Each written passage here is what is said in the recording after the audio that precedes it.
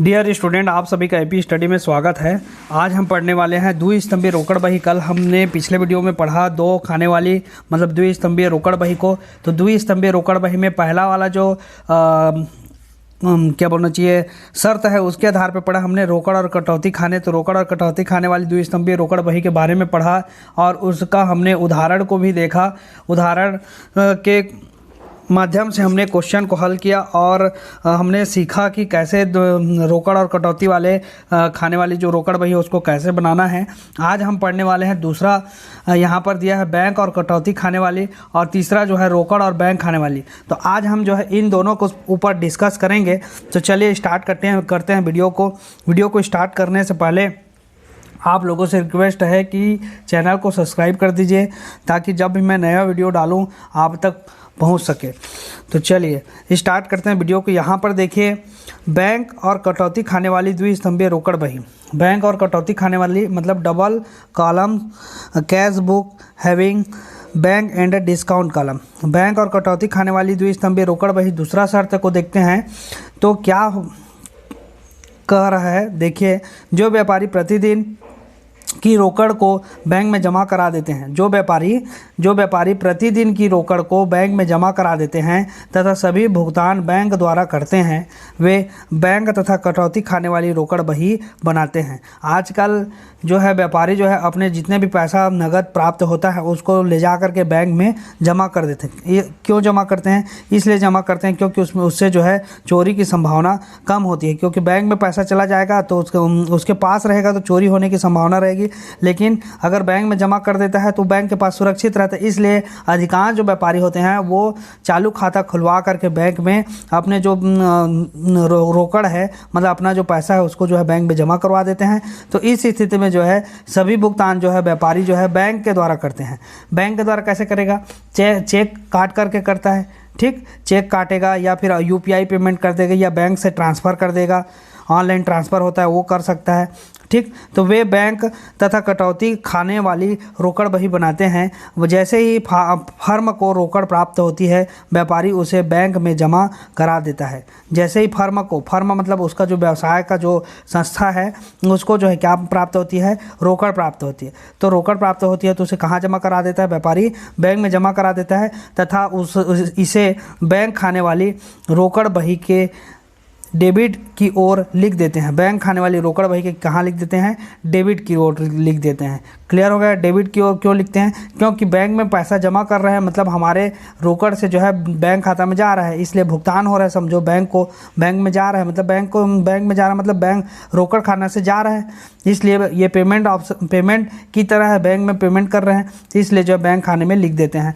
और भुगतान करने पर इसे क्रेडिट की ओर लिखा जाता है। भुगतान करने पर इसे कहाँ लिखा जाता है? क्रेडिट की ओर लिखा जाता है, ठीक। आगे चलते हैं। कटौती की प्रविष्टि इसी प्रकार की जाती है जिस प्रकार रोकड़ व कटौती खाने वाली रोकड़ बही में इससे पूर्व समझाया जा चुका है, ठीक है। अभी हमने पहले भी पढ़ लिया है पिछले वीडियो में। तो यहाँ पर देखिए, एक व्यापारी बैंक में प्रायः चालू खाता ही खोलता है। बैंक में चालू खाता खोलते समय राशि पर कोई ब्याज नहीं देता, अपितु इसके विपरीत वह अपनी सेवाओं के बदले कुछ व्यय लेता है जिसे बैंक व्यय कहते हैं। चालू खाता खोलता है, एक व्यवसायी बैंक में क्या खाता खोलता है? हमेशा चालू खाता खोलता है, आपको इसको याद रखना है, ठीक। बैंक चालू खाते में जमा राशि पर कोई ब्याज नहीं देता और इसके विपरीत वह अपनी सेवाओं के बदले कुछ व्यय लेता है, मतलब चार्ज करता है, जिसे बैंक व्यय या बैंक चार्जेस कहते हैं। क्लियर हो गया? क्यों नहीं देता? क्योंकि व्यापारी जो है दिन में कई बार पैसा जमा कर सकता है, कई बार पैसा निकाल सकता है। किस खाते से? चालू खाते से, ठीक है। तो यह सुविधा जो है व्यापारियों को दी जाती है, वो भी चालू खाते में होती है, इसलिए।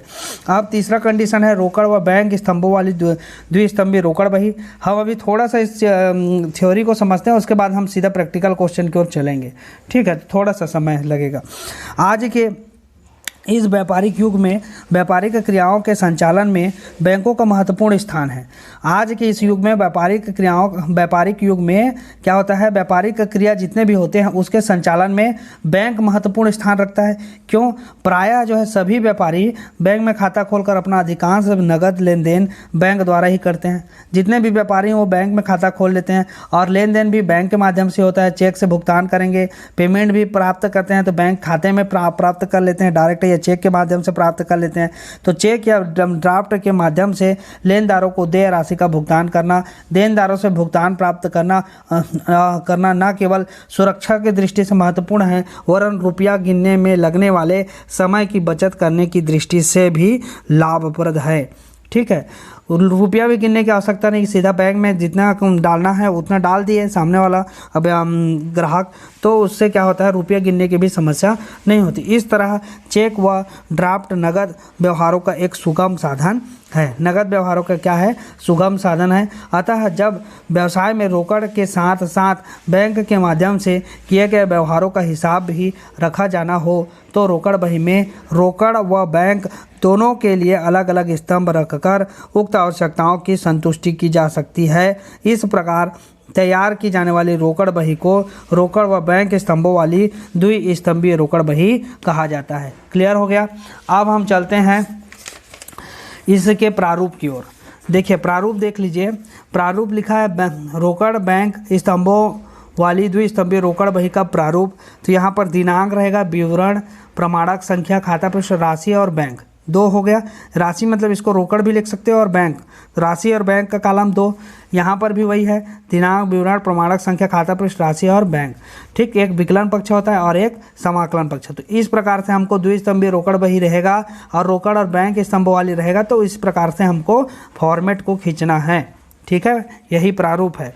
अब बैंक व्यवहारों का लेखा, बैंक व्यवहारों का लेखा कैसे करते हैं उसके बारे में यहाँ पर दिया है। आप लोग इसको पढ़ लीजिएगा घर पे।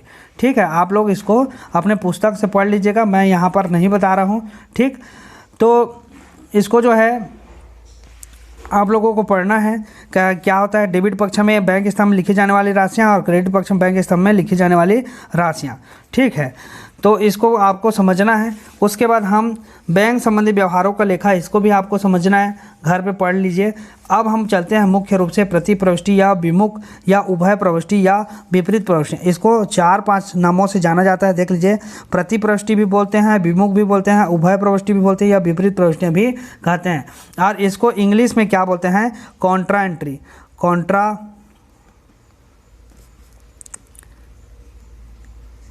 कॉन्ट्रा एंट्री इंग्लिश में क्या बोला जाता है? कॉन्ट्रा एंट्री बोला जाता है। ठीक है, तो कॉन्ट्रा एंट्री क्या होता है इसके बारे में हमको समझना है। ये इम्पॉर्टेंट है क्योंकि जब भी हम बैंक और रोकड़ से लेन देन होता है, मतलब बैंक में हम रोकड़ जमा करते हैं या बैंक से रोकड़ निकालते हैं, उस स्थिति में जो है हमारा कॉन्ट्रा एंट्री होता है। ठीक है, तो इसके शर्तों को पढ़ेंगे। द्विस्तंभीय रोकड़ बही में लिखे जाने वाले व्यवहारों में अधिकांश व्यवहार ऐसे होते हैं जिन्हें रोकड़ बही के डेबिट या क्रेडिट पक्ष में रोकड़ या बैंक खानों में केवल एक बार लिखा जाता है। क्या बोल रहा है?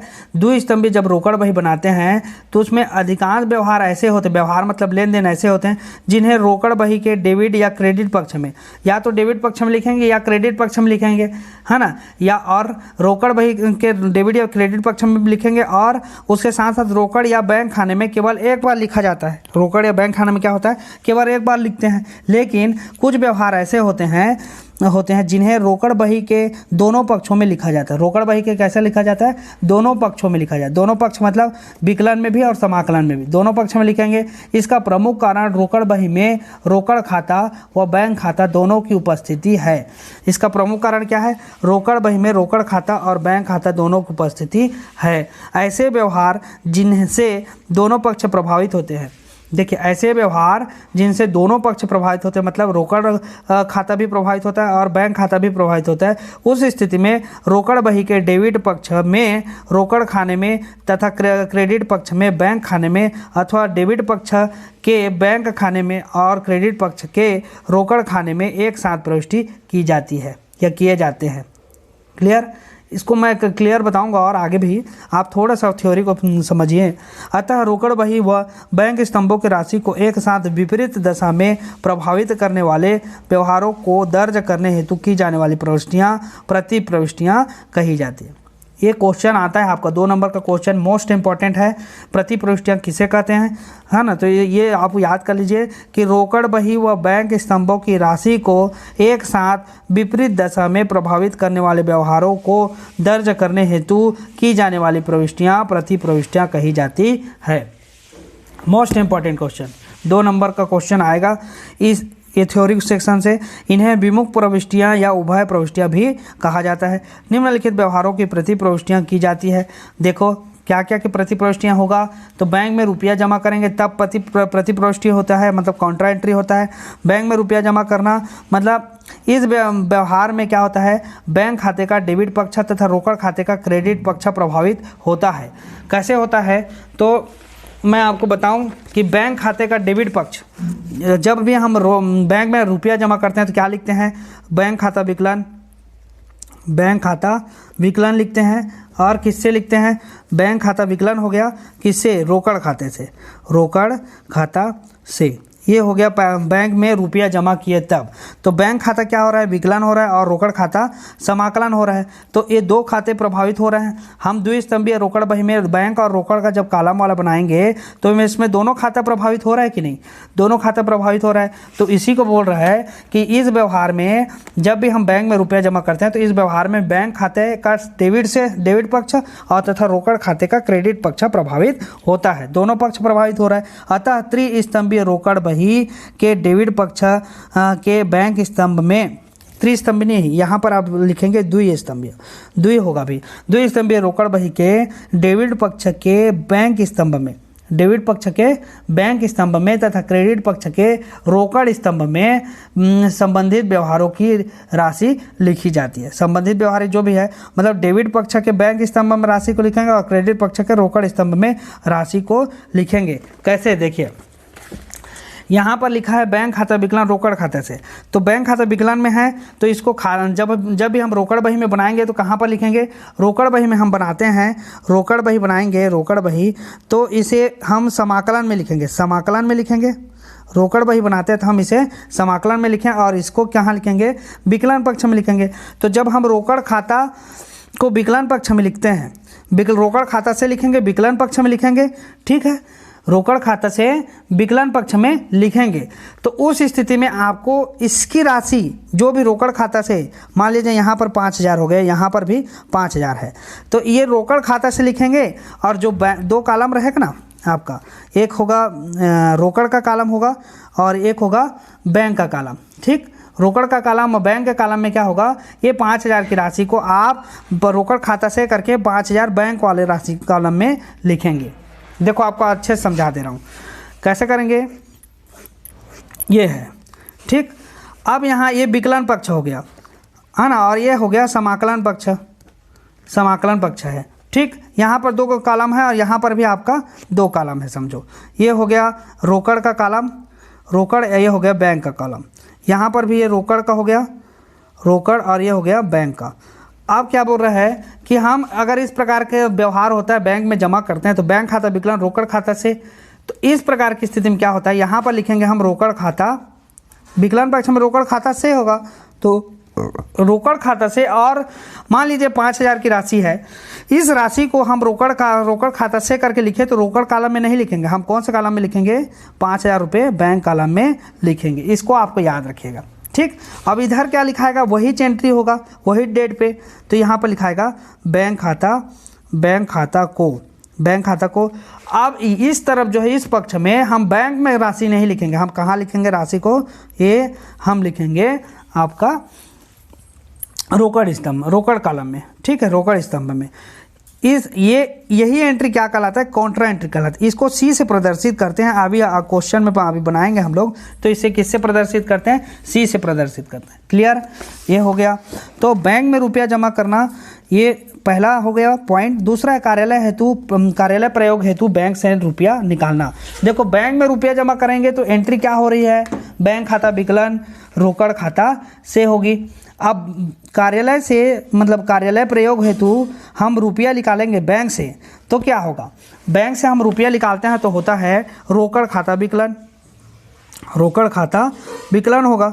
रोकड़ खाता विकलन किससे, बैंक खाता से, बैंक से निकाल रहे हैं इसलिए बैंक खाता से। यहाँ पर क्या होगी, यहाँ पर जब एंट्री होती है, जैसे मान लीजिए रोकड़ खाता विकलन बैंक खाता से, ठीक है, तो यहाँ पर जब एंट्री करेंगे तो भी कॉन्ट्रा एंट्री होगा। क्यों होगा, यहाँ पर रोकड़ खाता कहाँ गया, विकलन में गया, तो यहाँ पर लिखेंगे हम इसको समाकलन पक्ष में लिखेंगे रोकड़ खाता से। रोकड़ खाता से, ये समझाने के लिए लिख रहा हूँ, है ना। अब मान लीजिए 5000 है तो आपको रोकड़ खाता से लिख रहे हैं तो बैंक कॉलम में आप राशि लिखेंगे, ठीक। अब यहाँ पर लिखेंगे बैंक खाता से, ये समझो दूसरे पन्ने में है, तो ये एक प्रारूप इसमें लिख रहे हैं तो ये बैंक खाता से लिखेंगे तो 5000 रोकड़ स्तंभ में लिखेंगे। क्लियर हो गया, ये दोनों चीज़ें समझ में आ गई होंगी आपको, क्वेश्चन में और समझ में आ जाएंगी पूरा। फिर आगे चलते हैं हम, पूर्व प्राप्त चेक ड्राफ्ट बैंक में जमा कराया। पूर्व प्राप्त, देखो क्वेश्चन को आपको समझना है। पूर्व प्राप्त मतलब पहले से प्राप्त हो गया उस चेक को हमको क्या करना है, या ड्राफ्ट को बैंक में जमा कराना है।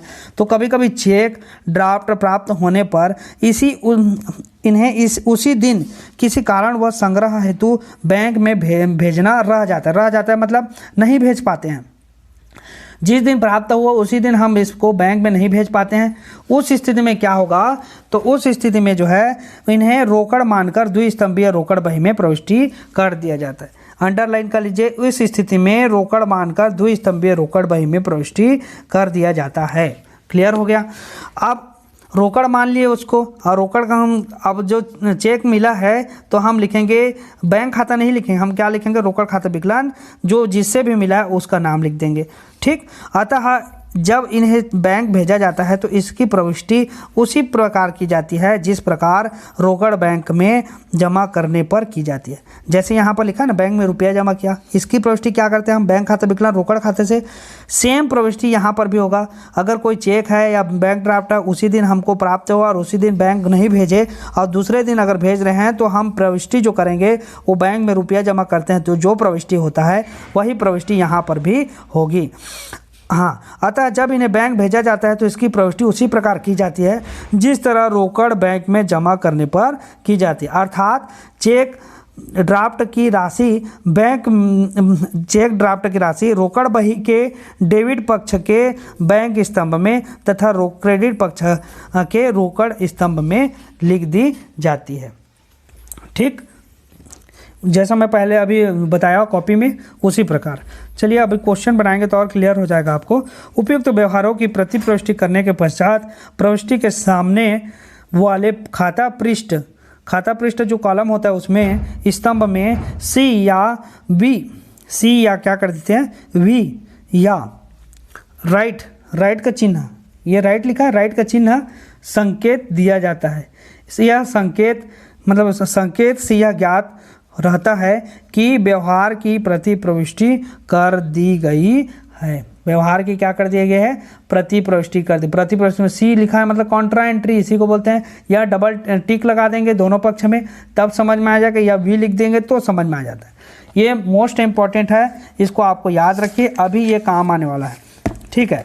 अब हम सीधे जो है चलते हैं रोकड़ बही का शेष निकालना। ये थोड़ा सा है, इसको भी आप समझ लीजिए।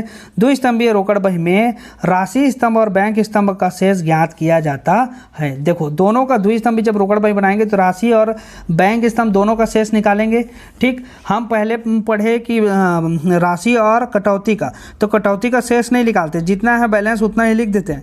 लेकिन इसमें जो है दोनों का शेष निकालेंगे, राशि और बैंक स्तंभ दोनों का शेष निकालने की विधि वही है जो साधारण रोकड़ बही की है।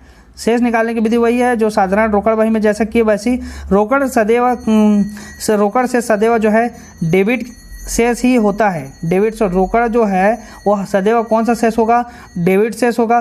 किंतु बैंक शेष डेबिट या क्रेडिट किसी भी प्रकार का हो सकता है। बैंक शेष जो है डेबिट या क्रेडिट किसी प्रकार का हो सकता है। इसका प्रमुख कारण यह है कि बैंक से अनुबंध होने पर व्यापारी बैंक में जमा की गई राशि से अधिक राशि निकाल सकता है। ये भी आपके लिए इम्पोर्टेंट है कि क्या बोल रहा है, बैंक देखिए, बैंक से अनुबंध होने पर व्यापारी, अनुबंध होना मतलब बैंक से अगर किसी प्रकार का समझौता हुआ है व्यापारी का, तो व्यापारी जो है, देखिए यहाँ पर बैंक से अनुबंध, अनुबंध मतलब समझौते होने पर व्यापारी जो है बैंक में जमा की गई राशि से, मतलब वो जितना भी राशि जमा किया उससे भी अधिक राशि निकाल सकता है। ये कब होता है? जब व्यापारी का लेन देन बैंक के साथ अच्छा हो। उस स्थिति में बैंक जो है व्यापारी को एक सुविधा देता है कि अगर उसके खाते में जितना चाहिए उतनी राशि नहीं है तो भी वो अधिक राशि निकाल सकता है। उसकी एक दशा होती है, लिमिट होती है। जैसे मान लीजिए व्यापारी के खाते में 2 लाख है और उसको मतलब 5 लाख निकालने की, अगर अतिरिक्त 5 लाख उसके खाते में जीरो बैलेंस होने पर भी वो 5 लाख और निकाल सकते हैं। इस प्रकार की जब बैंक सुविधा देगी तो वह उसके खाते में मतलब पैसा नहीं होने पर भी वो 5 लाख निकाल सकता है। इस स्थिति को हम बोलते हैं, जिसे हम बैंक अधिविकर्ष कहते हैं। बैंक अधिविकर्ष कहते हैं। इस दशा में बैंक का क्रेडिट सेज भी हो सकता है। इस दशा में क्या हो सकता है? बैंक का क्रेडिट सेज हो सकता है। ये भी इंपॉर्टेंट है बैंक अधिविकर्ष वाला, है ना।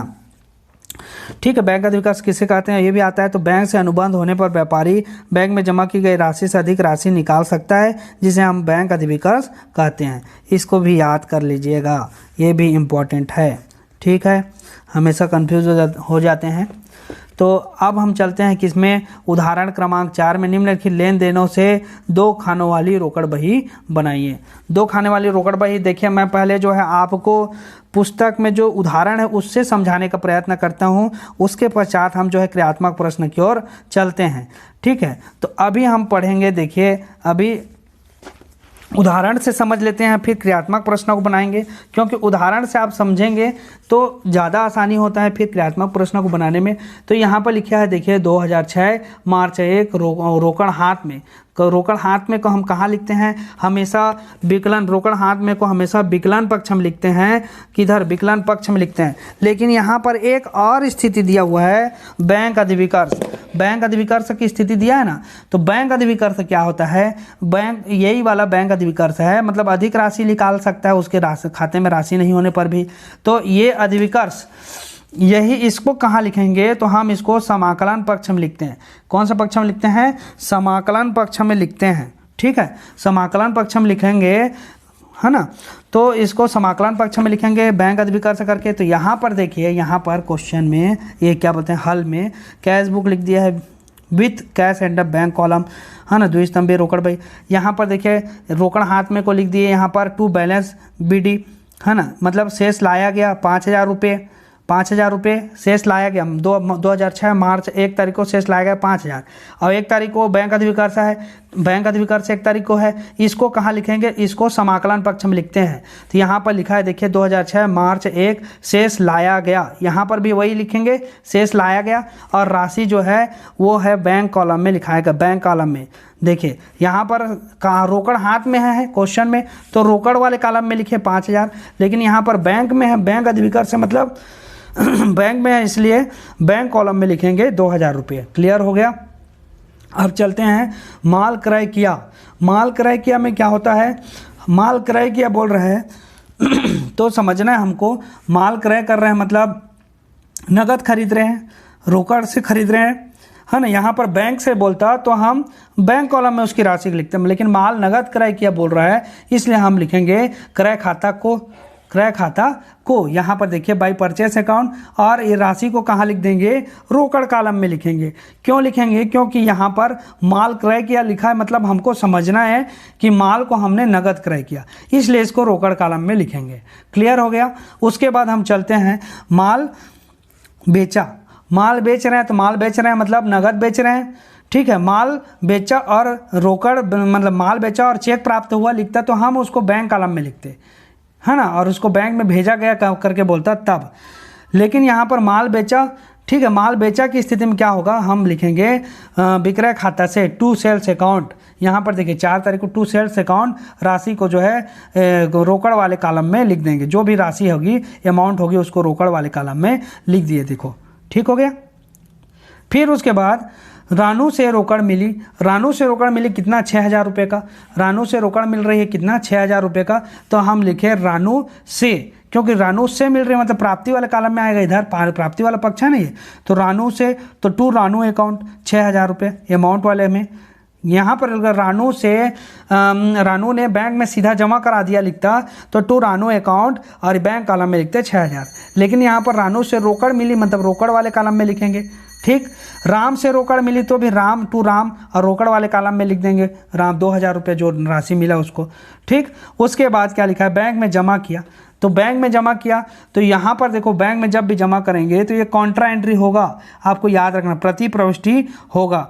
तो बैंक खाता विकलांग रोकड़ खाता से, तो रोकड़ खाता से इसलिए यहाँ पर लिखे 17 तारीख की डेट में टू कैश अकाउंट, मतलब रोकड़ खाता से। यहाँ पर देखिए वाउचर नंबर में क्या लिख दिए, सी लिख दिए, यही कॉन्ट्रा एंट्री का क्या है, सूचक है। ठीक, तो रोकड़ खाता से सी लिख दिए। और देखो मैं बोला था कि रोकड़ खाता से लिखेंगे तो राशि को कौन से कॉलम में लिखेंगे, बैंक कॉलम में लिखेंगे। ठीक, रोकड़ खाता से तो रोकड़ कॉलम में नहीं लिखेंगे, हम कौन सा कॉलम में लिखेंगे, राशि को बैंक कॉलम में लिखेंगे। ठीक, और ये इसके नियम के अनुसार लिखते हैं हम। ठीक है, प्रतिपुष्टि का नियम है उसके आधार पर हम लिखते हैं। और यहाँ पर भी लिखेंगे, क्या लिखेंगे, बैंक खाता से क्या होगा, बैंक खाता विकलांग रोकड़ खाता से होता है तो बैंक खाता को यहाँ पर उसका एक दूसरा पक्ष भी लिखाएगा, तो बैंक खाता को यहाँ मतलब बाई बैंक अकाउंट, यहाँ पर भी सी लिखा है। देखिए 17 तारीख की डेट, यहाँ पर भी 17 तारीख का डेट है। ठीक है, दोनों का एंट्री होता है, दोनों पक्ष का, लेकिन बाकी में एक पक्ष का एंट्री होता है, दूसरा पक्ष का एंट्री नहीं होता। ये इसलिए होता है क्योंकि यहाँ पर दो कॉलम है, राशि का रोकड़ का कॉलम और बैंक का कॉलम, इसलिए ऐसा हो रहा है। ठीक, वहाँ पर देखिए बैंक कॉलम लिखे लेकिन राशि कहाँ लिखे, रोकड़ कॉलम में लिखेंगे 4,000 को। क्लियर हो गया। तो जब भी आप कॉन्ट्रा एंट्री आएगा तो आप इस प्रकार से करिएगा। ठीक, उसके बाद है सोमू को चेक से दिए, सोमू को किससे दिए, चेक से दिए, तो चेक से देंगे तो सोमू को दे रहे हैं मतलब भाई सोमू लिख देंगे, भाई सोमू आप से दे मतलब हमारा बैंक खाता से कटेगा पैसा, इसलिए बैंक खाता में राशि को लिखेंगे। ये 700 रुपये बैंक कॉलम में लिख दिए। क्लियर हो गया। ठीक, अब उसके बाद क्या करेंगे, इधर का जोड़ और इधर का दोनों का जोड़ लगाएंगे। यहाँ पर भी इस पक्ष का जोड़, इस पक्ष का जोड़, यहाँ पर देखिए इस पक्ष का जोड़ 16,000 आ गया। 16,000 आप पढ़े हैं कि रोकड़ पक्ष का जोड़ हमेशा जो है डेबिट पक्ष का जोड़ ही अधिक होगा रोकड़ वाले में कॉलम में, तो 16,000। अब इधर का जोड़े तो उसमें जो है 4 8,000 हो रहा है, 8,000। अब 16,000 में से 8,000 घटाएंगे तो कितना होगा, बाई बैलेंस CD मतलब शेष ले जाया गया 8,000 रुपये, यहाँ पर ले आए शेष ले जाएगा करके 8,000 रुपये। क्लियर हो गया, समझ में आ रहा है। ठीक, अब यहाँ पर देखिए, यहाँ पर बैंक वाले कॉलम में 4,000 है और इधर कितना है, इधर है 2,000 और 700 और 1,300, मतलब इधर का राशि क्या है, 2,000 और 700, मतलब इधर का राशि कम है और इधर का राशि ज़्यादा है। तो इस स्थिति में क्या होगा, शेष जो है इधर ही आएगा, इस तरफ ही आएगा, समाकलन पक्ष में ही आएगा, है ना। इधर का राशि ज़्यादा रहता है, इधर का राशि कम रहता, तो ये विकलन पक्ष में आता। उस स्थिति में हम शेष ले जाया कर इसलिए इस तरफ लिखते, लेकिन यहाँ पर राशि जो है इधर आ रहा है इसलिए शेष लाया गया। दोनों के लिए एक ही प्रविष्टि होगा। यहाँ पर रोकड़ कॉलम में 8,000 और बैंक कॉलम में 1,300 रुपये। इसको अंतर की राशि को लिख दे तो ठीक, 4,000 में से 2,700 घटाओगे तो 1,300 आ रहा है, तो 1,300 शेष ले जाएगा। फिर नेक्स्ट मंथ उसको क्या करेंगे, अप्रैल 1 तारीख को शेष लाया गया करके 8,000 रुपया यही शेष को उतार देंगे, 8,000 और 1,300 को। तो आपको जो है इस प्रकार से क्वेश्चन को बनाना है। क्वेश्चन सरल है, कोई दिक्कत नहीं है, आपको एक बार समझना है। वीडियो को आप ध्यान से देखिए, सारा चीज़ क्लियर हो जाएगा, कोई चीज़ आपसे छूटेगा नहीं, सारा क्वेश्चन बनेगा। एक एक क्वेश्चन को मैं पूरे डिटेल से आपको बता रहा हूँ, तो ठीक है, आपको समझ में आना चाहिए सारे चीज़। आप बार बार वीडियो को देखेंगे तो कोई भी चीज़ कठिन नहीं है, सारा चीज़ सरल है, सारा चीज़ बनने लायक है। ठीक, तो आशा करता हूँ कि मेरे द्वारा समझाया गया टॉपिक आपको समझ में आता होगा। और वीडियो को लाइक करिए, चैनल को सब्सक्राइब कर दीजिए और अपने जो फ्रेंड हैं जो 11th में हैं, 11वीं कक्षा में पढ़ रहे हैं, उन तक जो है इस वीडियो को पहुंचाइए, शेयर कर दीजिए। वीडियो को देखने के लिए आप सभी का बहुत बहुत धन्यवाद।